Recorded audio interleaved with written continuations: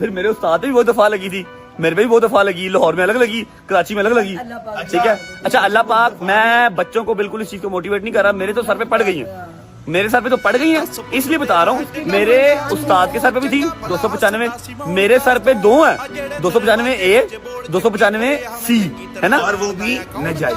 ہاں جی ناجائز. میں نے کیا ایسا کچھ نہیں ہے، ٹھیک ہے، اور میں پریشان بھی ہوں. اچھی بات یہ نہیں ہے، ٹھیک ہے.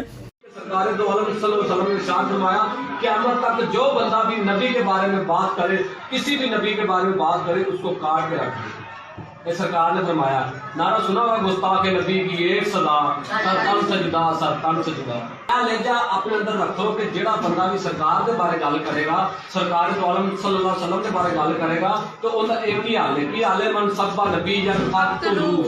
ہر بچہ اسلام میں یاد کرے، حدیث مبارکہ ہے سرکار کی حدیث سے کی من سبا نبیًا فقتلوہ، من سبا نبیًا اسی کا نام فقتلوہ، من سبا نبیًا، من سبا نبیًا. حمزہ ادھر کھڑے ہو جاؤ. بتاؤ کیا تم ظالموں کے ظلم سے ڈر گئے ہو؟ نہیں. تو تم کیا کر سکتے ہو؟ ہم اپنے نبی کی عزت کے لیے مر بھی سکتے ہیں اور گستاخ رسول کو مار بھی سکتے ہیں. من سبا نبیًا، سبا نبیًا، گستاخ نبی کی ایک سزا، گستاخ نبی کی ایک سزا. ماشاءاللہ، یہ میرے گاؤں کے بچوں کا جذبہ ہے. ہم اس کے پاس پہنچے ہیں اور ہم نے اس سے بات کرنے کی کوشش کی ہے. السلام علیکم. وعلیکم السلام. کیا نام ہے آپ کا؟ محمد ابو بکر. کب سے موجود ہو دھرنے کے اندر؟ ہفتہ ہو گئے. ہاں جی. منصب نبی فقتلوہ کا مطلب میرے آقا نے فرمایا قیامت تک جڑا میرے بارے چ بات کرے اس کو کاٹ کے رکھ دو. فقتلو دین جاوے کس سے گستاخ نو، رات تک نیند نہ آوے گستاخ نبی کی ایک صدا، گستاخ نبی کی ایک صدا.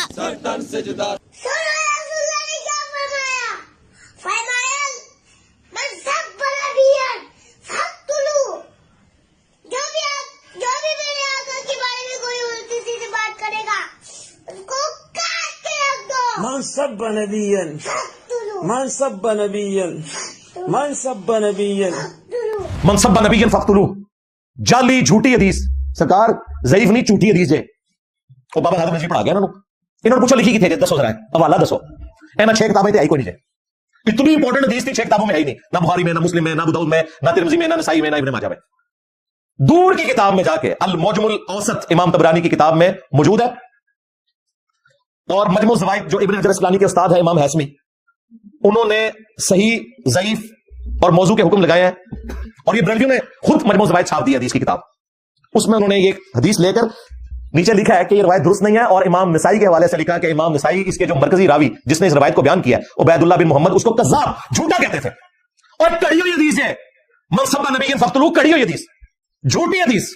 قتل ناحق والا معاملہ بہت ہی خطرناک ہے. لیکن پاکستان میں ایکسٹرا جوڈیشل ایکٹیویٹیز ہمارے ریاستی ادارے بھی کرتے ہیں، ہماری مذہبی جماعتیں بھی کرتی ہیں، ہماری سیاسی جماعتیں بھی کرتی ہیں، لسانیت کی بنیاد کے اوپر، سیاست کی بنیاد کے اوپر، فرقہ واریت کی بنیاد کے اوپر. ایک مسلمان دوسرے مسلمان کو قتل کرتا ہے، اور وہ قتل کر کے سمجھتا ہے کہ میری جنت پکی. آج تک کسی نے لبیک یا رسول اللہ کہہ کے اپنے موٹر بائک میں کبھی تیر لگا کے اسے نہیں آگ لگائی.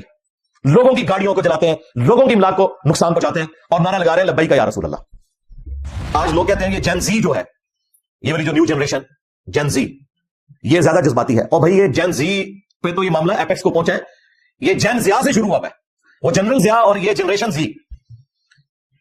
وہ ڈکٹیٹر جس نے پاکستان میں سعودی عرب کی پراکسی وار لڑی، یہاں پہ دہشت گرد تنظیمیں دیوبند کی بنائی گئی، سپاہی صحابہ اور دوسری، وہی بعد میں لشکر جنگ بھی بن گئی. اور یہ سب کچھ ہوا ہمارے اس سب سے بڑے ریاستی ادارے کی سرکردگی میں آفیشلی. ہتھوڑا گروپ بھی اس وقت آیا تھا، راتوں رات لوگوں کو قتل کر کے چلے جاتے تھے صرف ایک دہشت پھیلانے کے لیے. اس وقت ٹوائلٹس میں نعرے لکھے گئے شیعہ کافر. آج بھی پاکستان میں سینکڑوں نہیں ہزاروں مساجد ایسی ہیں جن کے ٹوائلٹس میں شیعہ کافر لکھا ہوا ہے، حالانکہ ان کو شرم نہیں آئی کہ شیعہ قرآن کا لفظ ہے. ایون کافر بھی قرآن کا لفظ ہے. وَإِنَّ مِن شِيَعَتِهِ لَإِبْرَاهِيمَ، اور بے شک نوح کے شیعہ میں سے ابراہیم بھی تھے، یعنی حضرت ابراہیم علیہ السلام نوح علیہ السلام کے گروہ سے تھے. تمام انبیاء کا ایک ہی گروہ ہے. اس وقت 2017 میں یہ مہاتما صاحب کہہ رہے تھے کہ میرا تو دل کرتا ہے میں بھی ٹی ایل پی کے دھرنے میں جا کے بیٹھتا ہوں ختم نبوت کے نام کے اوپر. اور یہ ختم نبوت نہیں ہے، یہ چندہ گیم ہے. ये एंटी कादियानी है। अगर ये खत्म नबूवत के लिए मुखलिस होते तो चिश्ती रसूलुल्लाह, थानवी रसूलुल्लाह के खिलाफ भी बोलते। जहां से ये धरने लेकर निकलते हैं ना लाहौर से, वहां से ये सारी गुस्ताखाना किताबें प्रिंट होती हैं। कभी उनके खिलाफ धरना नहीं देंगे क्योंकि खुदा इनके घर निकलेगा। ये चंदे खाते हैं उस फिरके के। खत्म नबूवत के ऊपर ये बात करने के अहल ही नहीं है, ये सिर्फ एंटी कादियानी बोल सकते हैं। खत्म नबूवत के ऊपर वो बंदा बात करेगा जो गुलाम अहमद कादियानी को भी दज्जाल मानेगा, और उसके साथ साथ वो तमाम बाबे जिन्होंने अपने नामों के कलमे पढ़ाए और उन कलमे पढ़ाने वालों के हक में लोगों ने मुनाजरे लड़े, किताबें छापी, उन सब के खिलाफ बोलेगा, उन्हें भी दज्जाल डिक्लेयर करेगा। यानी चिश्ती रसूलुल्लाह, थानवी रसूलुल्लाह वो खत्म नबूवत के ऊपर काम कर सकता है, बाकी सब चंदे इकट्ठे करेंगे। मैं नबी सा है ही कोई नहीं, तेरे बाबे थे शाही कोई नहीं, तेरे चंदा खोर थे शाही कोई नहीं। तो क्या सैयदना उमर ने गद्दारी की अपने नबी के साथ कि वो उनको खुद कत्ल करते थे? उन्हें पता था इस तरह नहीं होता। ये लोग नमक हरामी करते हैं, गवर्नमेंट इन्हें तनख्वाहें देती है और ये लोग नमक हरामी करके कहते हैं हम इश्क रसूल। भाई इश्क रसूल हज़रत उमर ने क्यों नहीं पूरा किया? वो भी गज़वे बदर के कैदियों को कत्ल कर रहे थे। लो सुनो, मौलवियों तुम्हारे मरे हुए बाबे भी जिंदा हो जाना, तुम्हारे सारे बुजुर्गाने बेदीन, सारे उलमाए कराइम इंजीनियर साहब के दलाइल का जवाब नहीं दे सकते। हजरत उमर ने क्यों नहीं गद्दारी की अपने नबी के साथ कि गज़वे बदर के कैदियों को कत्ल कर देते? तुम्हारे नमक हराम मुमताज कादरी जितने हैं, या ये कोयटा का वो जो पुलिस ऑफिसर, या उमर कोर्ट के अंदर जो बैठे हुए हैं हराम खोर पुलिस ऑफिसर जिनको तुम लोग जो है वो हार में मार रहे हो, ये नमक हरामी कर रहे हैं। इन लोगों को पकड़ के ना सरेआम सजाएं देनी चाहिए। ये बच्चे पैदा कर रहे हैं नमक हराम बच्चे, और इनकी नमक हरामियों का फायदा कौन उठाता है? चंदाखोर मौलवी। तो आज तक किसी मौलवी के बेटे ने गाजी बनने की कोशिश भी नहीं की। हो सकता है तुझे को कामयाब नहीं हुई, कोशिश नहीं की, किसी ने नहीं की। शुरू से लेकर अभी तक गाजी उद्दीन से शुरू हो जाए तो अड्डे सारे दंथर मौलवी, सारे दंथर बुजुर्गाने दीन तो जिंदा समझे जदू ने काम किया है। 1929 में उसने एक्स्ट्रा जुडिशियल एक्टिविटी की थी, हम तो उसको भी दुरुस्त नहीं समझते, कानून नहीं आप हाथ में ले सकते। उस वक्त ये सारे बुजुर्गाने दीन जिंदा थे, किसी का बेटा नहीं सामने आया। बाद में इनकी आप बातें सुने, वो डॉक्टर इकबाल की भी आपको मिलेंगे जी, उन्होंने तरखाना ना मुंडा नंबर लगा था, डॉक्टर साहब तो सीखे पे करते सब अल्लाह के बंदो, छोड़ दो, मजे लेते हैं ये तो अल्लाह का शुक्र अदा करें कि 29 फरवरी 2016 को मुमताज कादरी को फांसी दिया गया। अगर वो फांसी ना होती तो आज गली गली आपको कत्ल वारत नजर आता कि लोग यकीन कर लेते कि बच जाएंगे, खैर है जो मर्जी करे। सलाम है उस वक्त के प्राइम मिनिस्टर को, आर्मी चीफ को और चीफ जस्टिस को कि उन्होंने जुर्रत दिखाई और दिन भी रखा 29 फरवरी, ताकि बरसी 4 साल बाद आए। 29 फरवरी 4 साल बाद, ये जानबूझ के उन्होंने 29 फरवरी का दिन रखा था तय करके, वरना हर साल इन्होंने 28 फरवरी होता ना तो पहुंचा होना था इस्लामाबाद और तमाशा लगाना था इन्होंने। अभी भी उस नमक हराम की याद में इन्होंने मजार बनाया हुआ है, उसका अब्बा बैठ के वहां नोट छाप रहे हैं, देखे आपने वीडियोस में, अभी जलाली साहब भी गए हुए थे वहां। मैं अपने रियासतीदारों से पूछूंगा कि जो शख्स नमक हराम था और आपने उसे फांसी की सजा दी, इसका मजार बनने की इजाजत क्यों दी हुई है? कब्र रखें, कब्र तो नॉन मुस्लिम की भी है, उसकी कोई बेरुखती नहीं है। मजार क्यों बनाए हुए हैं? चंदों का अड्डा क्यों बनाया हुआ है? उस क्यों हो रहा है वहां पे, जिसको स्टेट ने डिक्लेयर किया? क्यों ऐसा हो रहा है?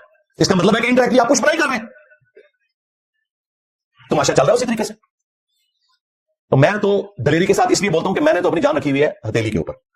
इन्होंने मेरी लाइफ तो की हुई है वनरेबल, लेकिन मैंने इनका कोई बाबा नहीं छोड़ना, ना जिंदा ना मुर्दा, पूर्ण के रात चढ़ना मैं सारे मैं भी सा है ही कोई नहीं, तेरे बाबे थे शायद कोई नहीं। लोगों के बच्चों को यूज करते हैं, यानी लोगों की जान और लोगों के माल के जरिए अल्लाह की राह में अपना जाली जिहाद करते हैं, जबकि कुरान ने कहा कि अपनी जान और अपने माल के जरिए आपने अल्लाह की राह में जिहाद करना है। ये तो लोकल जिहाद की मैं बात कर रहा हूं, जो इंटरनेशनल जिहाद भी हो रहा है ना, खा वो तहरीके तालिबान अफगानिस्तान का हो, खा वो दाइश का हो, वो सब के सब सुन्नी शिया इख्तिलाफ है। अभी अफगानिस्तान में कितना मुश्किल वक्त आया हुआ है तालिबान के ऊपर।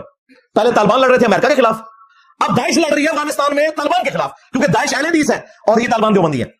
थोड़ा जिहाद है, लो सुनो, कहते हैं जी वो जिहाद है। अली भाई जिहाद पे भी कोई बात करेंगे नहीं, अली भाई कह रहे हैं कि जिहाद ते गल करन अली भाई, और ऐसी जैकेट पाइए, अगर देवबंदी है तो देवबंदी की जैकेट पा के ते दाइश ते हमला कर देंगे, और अगर वाबियां तो वाबियां की जैकेट पा के ते तालिबान पे हमला कर देंगे। ए जिहाद है टोटल तोड़ा। और शाम में भी सुन्नी शिया कॉन्फ्लिक्ट सारा, कोई जिहाद नहीं है। और ये जो मोटिवेशनल स्पीकर जिहाद के ऊपर बात करने वाले फ्रॉडी है, आपको ये बता रहे हैं कि जिहाद हो रहा है, झूठ बोल रहे हैं आपसे, कोई जिहाद नहीं है। हाँ, फिलिस्तीन में जो मजलूम है हम उनके साथ है, उनके ऊपर तो काफिर मुसल्लत हुए में, उसमें तो कोई शक नहीं है। इसराइल सबसे बड़ा बदमाश और उसका अब्बा सबसे बड़ा बदमाश इस वक्त, शैतान का एजेंट अमेरिका, कोई शक नहीं है। लेकिन बाकी आप जितने कह रहे हैं ना, कोई जाशाद नहीं, इनमें से कोई फिलिस्तीन नहीं पहुंचा इसराइल के खिलाफ लड़ने के लिए, ना कोई मोटिवेशनल स्पीकर, ना ये जिनके एजेंट बने हुए हैं। जिन तालिबान को ये कहते थे अमीरुल मोमिनीन आ गया, कितने तालिबान क्यों नहीं गए थे? हमें तो बताया गया था जिस दिन अफगानिस्तान आजाद होगा ना, एक ब्रिगेड जो है ना कश्मीर आजाद कराने के लिए जाएगी और एक फलस्तीन आजाद करने के लिए। और मैं कहता खुदा आजाद ना यार, टोटल पश्तून मूवमेंट है, और इस्लाम में कोई लेना देना ही नहीं, पश्तून मूवमेंट थी वो। मैंने अभी देखा कि 27 आईनी तरमीम आ रही है, 26 से पहले मैंने आवाज बुलंद करना शुरू की, 27 पे फिर कर रहा हूं कि तौबा की शिक डालो, वरना ये आग तुम्हारे घरों तक भी पहुंचेगी। मौलिया ने कहा तक पहुंच की आग। देख लिया मुफ्ती तारिक मसूद क्यों है, उसके अपने बयान से हॉन्ट कर रहे हैं। और देखिए मौलवियों के घर जब ये आग पहुंची है तो मौलवी एक एक करके डिडुओं की तरह बाहर निकल के सफाइयां दे रहे हैं कि जी है तो गुस्ताखी थी, नीयत गुस्ताखी की नहीं थी। रख लो जरा, अंदाजा करो, बाकियों की नीयतों का भी फैसला खुद कर देते हैं। मजा मजा की पैड़ा हुई है ना, सारे निकले गए। जो बंदी मुफ्ती निकले उन्होंने कहा हाँ गुस्ताखी तो हुई है लेकिन उसने माफी मांग ली है तो छोड़ देना चाहिए। सरकार ये माफी वाली जो एमनेस्टी स्कीम थी ये सलमान तासीर के लिए नहीं थी, ये श्रीलंकन के लिए नहीं थी, ये कोयटा में जिसको आपने जुल्मन कत्ल किया उसके लिए नहीं थी, ये उमरकोट के डॉक्टर के लिए नहीं थी एमनेस्टी स्कीम। मौलवियों के घर बात आई है तो कहते हैं जी तौबा कर ली, कल छाड़ दो। आप तो कहते हैं ये अच्छी बात है, लेकिन उन सब लोगों के मामले में भी अल्लाह के हुजूर माफी मांगो और अपने बुजुर्गों के ऊपर लानते भेजो जिनके कहने पे तुम लोगों ने ये फतवे दिए थे कि जी गुस्ताखे रसूल को आप मावराए अदालत भी कत्ल कर सकते हैं, और गुस्ताखी भी वो जिसे आप समझते हैं चाहे वो दीन में है या नहीं है।